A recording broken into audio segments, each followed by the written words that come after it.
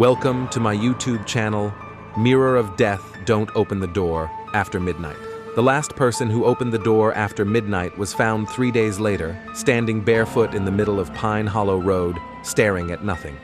Her eyes were missing, her lips were sewn shut, and her fingernails were worn down to the bone, as if she'd clawed at something for hours. The police said she'd done it to herself, but the locals of Miller's Creek knew better. They knew the rule. When the knocking starts, don't answer, no matter what you hear. Evan Carter didn't believe in that kind of nonsense. He was 29, a traveling maintenance tech, just passing through Virginia on his way to Charlotte. His truck broke down outside Miller's Creek, and with no motels open that late, he rented an old farmhouse off a local ad. "Quiet place, good deal," the owner had said. "Only thing, don't open the door after midnight." Evan laughed, thinking it was a joke. The first day passed normally. The house creaked, smelled faintly of rot and rain, but it was fine. He fixed dinner, watched old reruns on his laptop, and called his girlfriend before bed. "You're staying in one of those creepy country houses again?" she teased. "Don't open any weird doors, okay?" He chuckled. Yeah. If anyone knocks,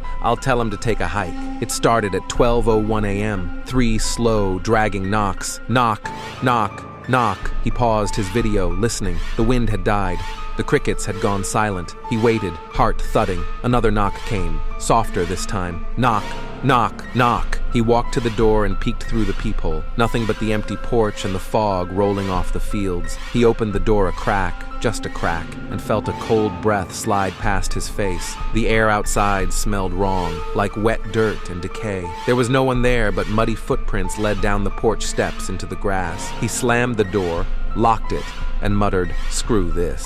The rest of the night he heard faint whispers along the walls, like someone was walking outside, circling the house. The next morning, he found more muddy footprints on the porch, this time leading toward the door. At the center of the porch, someone had scratched words into the wood. "Did you hear me?" He tried to laugh it off. Maybe it was kids, maybe the owner was screwing with him. But when he called the number on the rental listing, it was disconnected. That night, it happened again. The clock struck 12, and the house fell dead silent. Then, knock, knock, knock. Evan froze. The knocks came again, heavier. Knock, knock, knock. He shouted, "Who's there?" A voice answered, muffled but close, too close. "Please, let me in. It's so cold out here." The voice sounded small, broken, like a child's. "You're not supposed to be out there," he said, backing away. The voice whispered, "You opened the door last night. You let me in." He ran to his bedroom, grabbed his flashlight, and turned on every light in the house. The knocking grew louder, furious, shaking the door on its hinges. Jasper, the stray dog he'd found earlier that day, barked and bolted under the bed. Then the lights went out.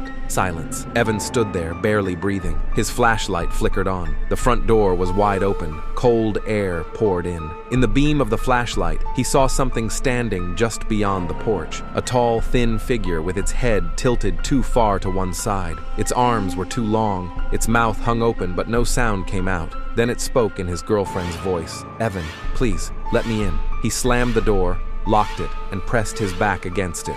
"You're not real," he whispered. The thing outside dragged its nails down the door.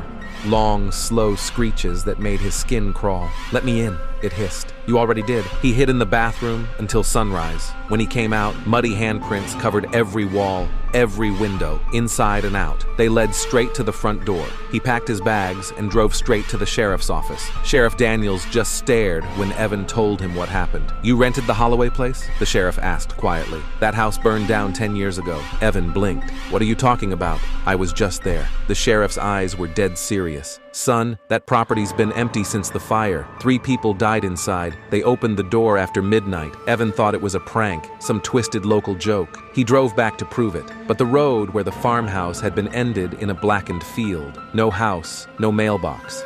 Nothing, just scorched earth and the smell of smoke. He found his duffel bag sitting in the middle of the field, soaked and muddy. Inside it, his phone was shattered, but the camera had one saved recording from the night before. He hit play. Static.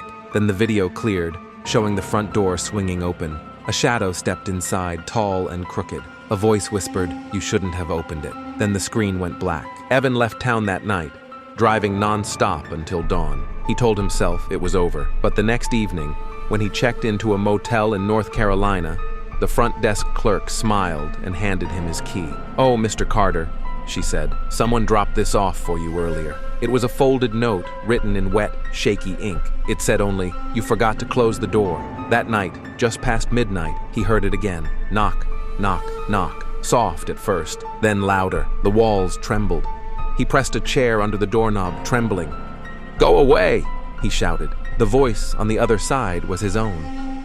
"Please, let me in." When the motel manager opened the room the next morning, Evan was gone. The furniture was overturned, the door was splintered from the inside, and a single muddy footprint led to the hallway mirror. Scrawled across the glass were the words, "He never left." Now, travelers passing through Miller's Creek still report strange knocks on their doors around midnight. Some say they hear a man's voice calling from the hallway, calm, polite, almost familiar.